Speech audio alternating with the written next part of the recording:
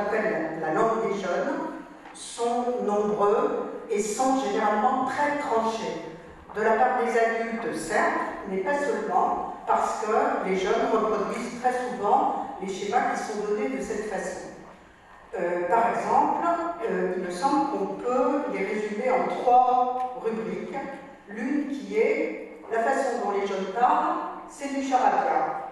Alors on entend des phrases comme ils ne savent plus parler, ce qu'ils parlent, c'est pas du français, ça sonne bizarrement, etc. Deuxième rubrique, une expression indigente. Par exemple, en 2005, un titre du journal Le Monde était « Vivre avec 400 mots », ce qui est totalement impossible. Parce que si vous pensez au nombre de mots que constituent « je, me, moi, le, la, les », bonnet, pantalon, chaussures, etc., c'est impossible de ne disposer que de 400 mots. N'empêche que c'était dans le très sérieux journal, 3e rubrique, tout aussi tranché.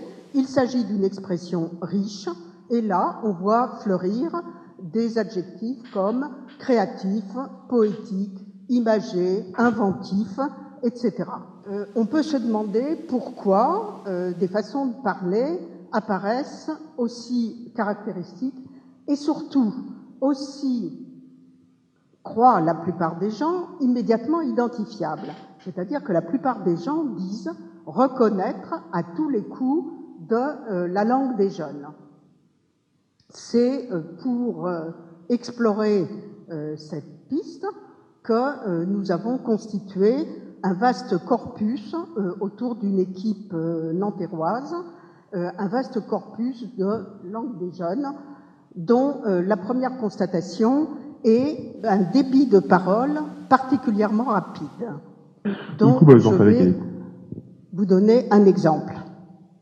Du coup, ils en savaient qu'elle et tout, ça frottait et tout, donc je dis ouais, c'est cool. Donc, du coup, après, il y a mes potes qui arrivent et tout, ils m'appellent, ouais, on fait quand pour rentrer, donc je leur explique comment rentrer, genre faire bon, vous connaissez l'ambiance et tout, vous êtes habitués, c'est votre délire et tout. Je suppose que vous n'avez pas compris grand-chose. Du coup, ils en savaient qu'elle et tout, ça frottait et tout, donc je dis ouais, c'est cool. Donc, du coup, après, il y a mes potes qui arrivent et tout, ils m'appellent, ouais, on fait quand pour rentrer, donc je leur explique comment rentrer, genre faire bon, vous connaissez l'ambiance et tout, vous êtes habitués, c'est votre délire et tout. En un extrait de 9 secondes, on a ici 72 mots, ce qui fait une moyenne à peu près de 450 mots par minute, ce qui est exceptionnellement rapide. Toutes les langues changent, toutes les langues ont toujours changé, et une certitude qu'on peut avoir, c'est que on ne parle plus aujourd'hui comme on parlait au Moyen-Âge, ni comme on parlait au XVIIe siècle, ni même comme on parlait il y a un siècle. La question qu'on peut se poser, enfin qui concerne l'ensemble de l'après-midi, c'est est-ce que les jeunes sont les principaux artisans du changement de la langue? Tout d'abord, il faut savoir de quels jeunes on parle, parce que il y a des jeunes qui ne sont pas jeunes, et il y a des jeunes qui ne parlent pas jeunes. Il ne s'agit donc pas d'une question de démographie, et le traitement sociologique, pourrait-on dire, je vais le confier à l'un des interviewés de notre corpus, Pierre, qui répond à une question qui lui est posée par l'enquêtrice Anna. Vous voyez, donc, Anna se demande si les jeunes de plus de 40 ans, enfin les grands de plus de 40 ans, peuvent parler la langue des jeunes. Et la réponse que va faire Pierre, c'est que les jeunes qui traînent, oui, et même aussi, d'ailleurs, les tout petits, s'ils traînent dans les allées et ainsi de suite, ils peuvent parler de la même manière. On en conclut que la langue des jeunes est une question de style de vie et est une question de plus ou moins grande proximité avec la culture des rues.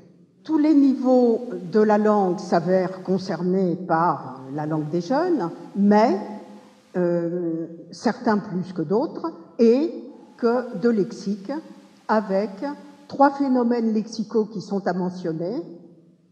l'argot, les emprunts et les procédés ou manipulations de mots existants. Commençons par l'argot. La question de l'argot en français remonte très très loin, du moins remonte très loin quand on en a des attestations, parce que ce sont des termes qui se conservent extrêmement peu. L'argot, qui est essentiellement une forme orale de langue, ne sera pas conservé, ou ne sera que très peu conservé, ou ne sera conservé que par hasard. Donc on en a très peu d'attestations. Néanmoins, on a une attestation majeure, par exemple, grâce au poète François Villon, qui était à la fois poète et mauvais garçon, et qui a écrit plusieurs poèmes en argot. Donc on sait que c'était déjà vivant à une époque quand même assez ancienne, puisqu'il s'agit de la fin du Moyen-Âge. Les jeunes sont souvent persuadés d'être les inventeurs de leurs mots, c'est-à-dire qu'au lieu de voir une ancienneté très profonde, ils croient au contraire avoir tout inventé. On en a l'exemple de Samir qui dit « C'est pas du verlan, tu vois, mais je crois, oseille, c'est black ». En fait, oseille est un très vieux mot argotique et ça n'a la qualité de black. Même chose pour daron, daronne, les darons, terme aujourd'hui extrêmement courant. En fait, on s'aperçoit que daron est attesté déjà au XVIIe siècle. Au XVIIe siècle, avec un sens légèrement différent du sens actuel, puisqu'il signifie maître. Mais dès le XVIIIe, il prend le sens actuel de père. Ce sont les premières attestations, ça ne veut pas dire que ça n'existait pas avant. Venons-en aux emprunts. Là aussi, toutes les langues empruntent, le français comme les autres, c'est normal. Mais les domaines d'emprunt et les langues auxquelles on emprunte se modifient au cours du temps, en particulier grâce aux échanges qui peuvent prendre place avec telle ou telle population. Les emprunts à l'arabe, dont on trouve de grands exemples aujourd'hui, des exemples nombreux surtout. Les emprunts à l'arabe remontent au Moyen-Âge. Simplement, les domaines auxquels le Moyen-Âge a emprunté à l'arabe sont particuliers. Par exemple, le vocabulaire des sciences est extrêmement fourni en mots arabes, comme zéro ou chiffre, tout simplement parce que la science arabe était en avance par rapport à la science européenne. Un autre domaine d'emprunt est constitué par le vocabulaire courant, par exemple un mot comme jupe ou sucre. Le sucre, c'est évidemment, le mot est venu en même temps que la spécialité. Et puis la colonisation, en particulier de l'Algérie, donc à partir de 1830, a joué un grand rôle, et des mots comme kawa ou toubib ont transité par l'argot militaire avant de venir s'implanter en France. Mais en tout cas, c'est une histoire déjà relativement ancienne. Les emprunts d'aujourd'hui sont assez nettement différents, puisqu'il s'agit plutôt de mots des marges. Par exemple, j'ai indiqué les 3 exemples de habs, dawa ou khala. Mais il y en a plein d'autres. Dans le corpus, d'ailleurs, nous avons rencontré 285 mots différents. Il ne s'agit pas d'occurrences, il s'agit de mots. 285 mots différents venus de l'arabe. Cependant, seule une vingtaine de ces 285 mots sont d'une grande fréquence, comme wesh, kif ou sum, et on les trouve chez la plupart des locuteurs du corpus, qui ne sont pas tous d'origine maghrébine, et on trouve même chez des locuteurs qui n'ont rien à voir ni avec la maghrébinité, ni avec la religion musulmane, on trouve l'expression « wallah », qui signifie « je le jure par Allah ». En entrant en français, les mots ont souvent changé de sens, comme par exemple le mot « somme », en arabe, signifiait « venin ». Il y a un vague rapport avec le sens actuel de « seum », mais il est quand même relativement rare. Il s'avère qu'aujourd'hui, la pénétration de mots arabes, on ne peut pas dire ce qui se passera à l'avenir, mais on a des signes certains que cette pénétration de l'arabe s'est considérablement accélérée depuis quelques années. Enfin, ma troisième et dernière rubrique, les procédés. Le français est une langue particulièrement riche en procédés qui reviennent périodiquement à la mode. Le plus répandu de ces procédés, en tout cas aujourd'hui, est le verlan, qui, là aussi, n'est pas une nouveauté, puisque nous en avons des attestations avec ce que j'ai dit tout à l'heure pour l'argot et toujours d'actualité, des attestations rares, vu les conditions de conservation, mais il est attesté en tout cas dès le XVIIIe siècle. Aujourd'hui, les jeunes en sont incontestablement les principaux usagers et il a été considérablement revitalisé. On ne sait pas trop pourquoi, on ne sait pas analyser pourquoi ni comment c'est passé, par quels canaux c'est passé.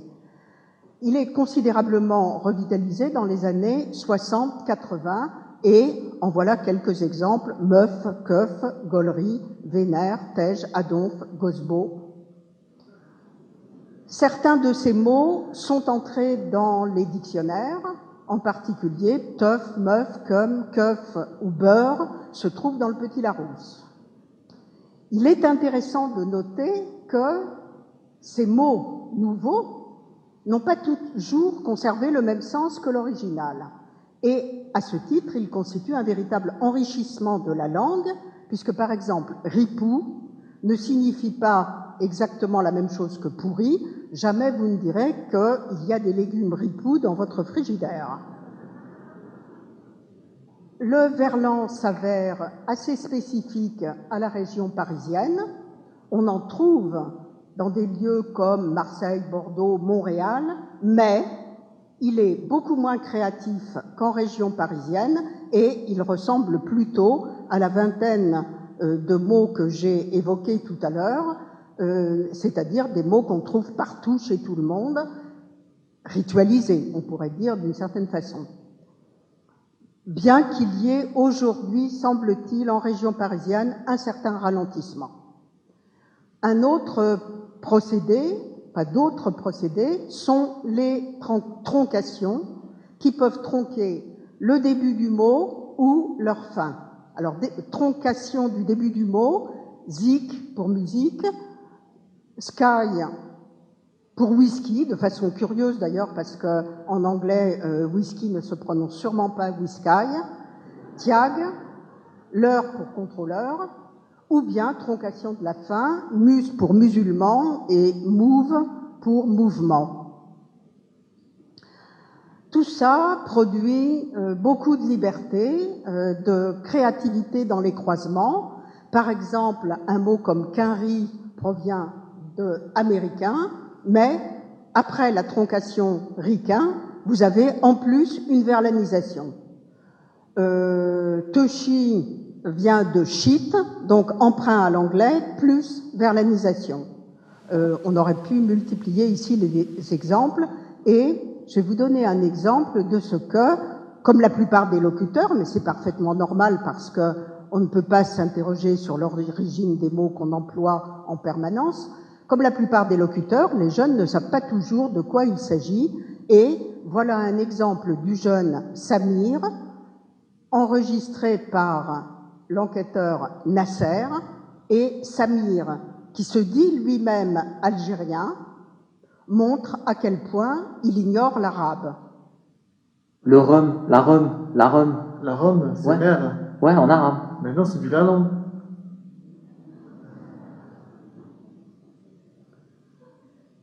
Et donc, finalement, revenons à notre question initiale. Qu'est-ce que les jeunes font avec la langue?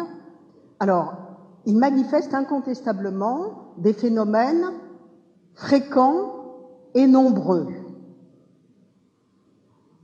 Cependant, on peut se demander si ces phénomènes ils sont novateurs dans leur utilisation, mais dans leur schéma même, ils ne sont pas particulièrement novateurs, parce que presque tous ces fonctionnements sont déjà là dans la langue et depuis longtemps, ce qu'on peut résumer avec la phrase « nul n'est maître de la langue ».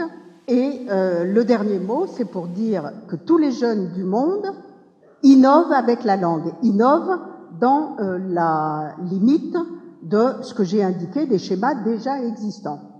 Les jeunes innovent et on peut se demander pourquoi est-ce qu'ils innovent, et finalement la réponse serait certainement que la langue constitue l'un des plus forts marqueurs d'identité qui soit, et c'est la façon dont les jeunes ont la possibilité de se faire une place dans un monde qui ne leur laisse pas toujours énormément de place.